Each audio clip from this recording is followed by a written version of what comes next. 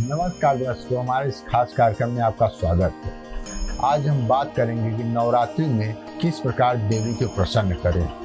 आज हम महाराज जी से बात करेंगे माँ दुर्गा के 9 शक्ति स्वरूपों के बारे में। अतुलेन जी महाराज से। महाराज जी आपका बहुत बहुत स्वागत है।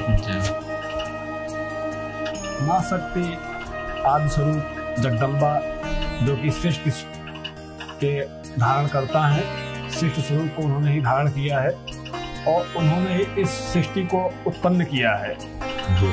माँ दुर्गा के 9 शक्ति होते हैं जी। और सारे यथार्थ रूप से 9 दिन के रूप में आपके समक्ष के मतलब आपके सामने 9 दिन के रूप में रखा जाता है और वो 2 बार में रखा जाता है जो आपको दिखाई देता है। जैसा कि 4 बार नवरात्रि आते हैं हमारे हिसाब से, जो कि 2 गुप्त नवरात्रि होते हैं जिसको किसी को जानकारी नहीं होती है जी। और 2 नवरात्रि के बारे में सबको जानकारी होती है, एक चैत्र शुक्ल पक्ष एंड एक क्वार शुक्ल पक्ष में। जी। दोनों की जानकारी सबको है और 2 की जानकारी किसी को नहीं है। जी। ठीक है। और जो आपका इस समय जो इस नवरात्रि पे आप 9 देवियों की पूजा कैसे करना चाहिए और किस प्रकार से करना चाहिए और कैसे देवी को प्रसन्न कर सकते हैं और किस प्रकार से करके आप पूजन अर्चन अपने देवी को अपने बस में करके आप अपने जीवन में सुख शांति प्रदान करवा सकते हैं। जी। आदि शक्ति के स्वरूप के अंतर्गत सारा जीवन काल, आपका सारा वर्ड जो होता है, सारा संसार, आपके जो भी ये जीवन में जलचर या नभचर या थलचर जो भी आपको प्रत्याभूत दिखाई दे रहे हैं वो केवल और केवल माँ शक्ति के स्वरूप के अंतर्गत ही आते हैं। जी। जैसा कि आपको पता होगा 84 लाख योनि में प्राणी जीवित रहते हैं जी। और 84 लाख योनि आपके सामने प्रत्यक्ष रूप से दिखाई देती हैं। जी। ठीक है जी। और वो सारे जितने भी हैं गुण अवगुण, जी, प्रेत भूत पिशाच नर नारी पेड़ पौधे अन्य जीव कीट पतंग तक लेकर के ये सारे आपके माँ शक्ति के अंतर्गत आते हैं और माँ शक्ति ने 9 दिन के अंतर्गत अपने 9 रूपों को दिखाया है। जैसा कि आपको हमने बताया आदि शक्ति का यह महत्वपूर्ण दिन दिया गया है आपके लिए, 4 विभागों में बांटा गया है, लेकिन जैसा कि आपको 2 ही भाग में ज्ञात है। ठीक है। और इस समय आदि शक्ति स्वरूप जगदम्बा माँ के 9 रूप के अनुसार 9 दिन आपके लिए प्रदान किए गए हैं पूजन करने के लिए। पहले दिन में किस देवी की पूजा करनी चाहिए और अन्यथा जैसे कि आपके लिए 9 दिन प्रोवाइड कराए गए हैं, उस 9 दिन के अंतर्गत किस किस विधि से किस किस प्रकार से किस किस देवी की जी आपको पूजन करने हैं और उस पूजन से किस प्रकार से आपको फल की प्राप्ति मिलेगी, सारा आपको हम ज्ञात कराएंगे अपने इस स्टूडियो के माध्यम से। इसलिए शक्ति माँ आदि स्वरूप जगदम्बा को विशेष महत्व दिया गया है इस जगत में। जैसा कि आपके सामने प्रत्यक्ष रूप से 9 रूपों में दर्शाया गया है, वो 9 दिन में दिखाया गया है और 9 दिन में किस किस प्रकार की कौन कौन सी देवियों का कौन सा दिन होता है वो दर्शाया गया है। और उस देवियों की उन देवियों की पूजा करने के लिए किस प्रकार से कैसा प्रयत्न करना चाहिए वो सारा हम वृतांत आपको बताएंगे और आप जैसा कि आप हमारे माध्यम से जान पाएंगे। पंडित जी, अच्छा ये बताइए कि हमें देवी की किस प्रकार पूजा करें कि माँ से फल की प्राप्ति हो। देवी की पूजा या देवता की पूजा या किसी भी देवी देवता की पूजा आप करना चाहते हैं जी। उसके लिए एक ही विधान बनाया गया है जी। वो सर्वोपरि है जी। वो विधान यह है कि षोडशोपचार ढंग से, सर्वप्रथम तो आप षोडशोपचार ढंग से पूजन करें। सर्वप्रथम आप पाद्य अर्घ एन जलमाथनीयम जी। मतलब कि पहले पाद्य मतलब कि आप पहले देवी माता के चरण को धुलें। जैसा कि आपके घर में कोई आगंतुक आता है जी, अतिथि आता है, उसके पैर को आप धुलते हैं या आपसे बड़ा सम्मानीय व्यक्ति है तो उसके आप पैर धुलते हैं। ठीक है। और उस पैर को धुल के आप चरणामृत समझ के आप ग्रहण करते हैं कि वह व्यक्ति को आपने महान समझा तभी आपने उसका पैर धुला। ठीक है। और पैर धुलने के बाद उसके चरणामृत को आपने खुद ग्रहण किया और अपने घर में पूरे छिड़का।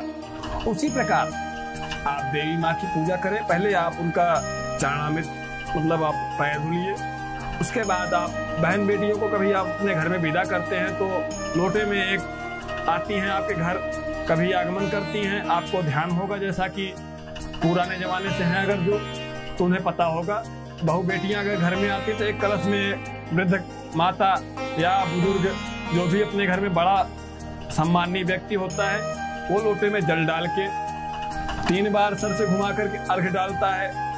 उसके तत्पश्चात उसे कुल्ला करवाता है, हाथ पैर धुलवाता है, आचमन करवाता है, फिर तत्पश्चात स्नान करवाता है, फिर पंचोपचार मतलब कि पंचामृत स्नान करवाता है, फिर शुद्धोदक का स्नान करवाता है, फिर वस्त्र उपवस्त्र और यज्ञोपवीत, हल्दी, चंदन, धूप, दीप, नैवेद्य आदि प्रकार का 16 प्रकार से पूजा की जाती है। हम सब कुछ गिनाएंगे, 16 प्रकार से गिनाना पड़ेगा। जैसा कि षोडशोपचार ढंग से आप पूजन करके माता को प्रसन्न कर सकते हैं। तत्पश्चात आप हवन आहुति, आपके पास सामर्थ्य है अगर तो आप हवन सामग्री की आहुति डालें, नहीं सामर्थ्य है तो आप घी और गुड़ का मिश्रण करके 5 आहुति केवल डालिए।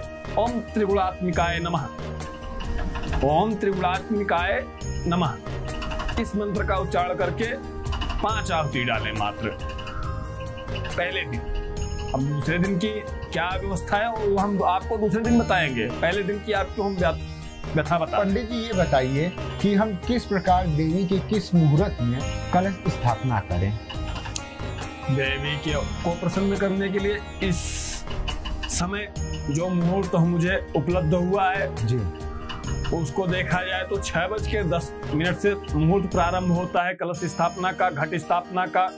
कलश स्थापना बोले आप या घट स्थापना बोले जी, इसके लिए आप अपने पूर्वोत्तर जी, पूर्व और उत्तर जी, जिसे आप ईशान कोण बोलते हैं जी, वहां पे आपका भगवान का स्थान होना चाहिए।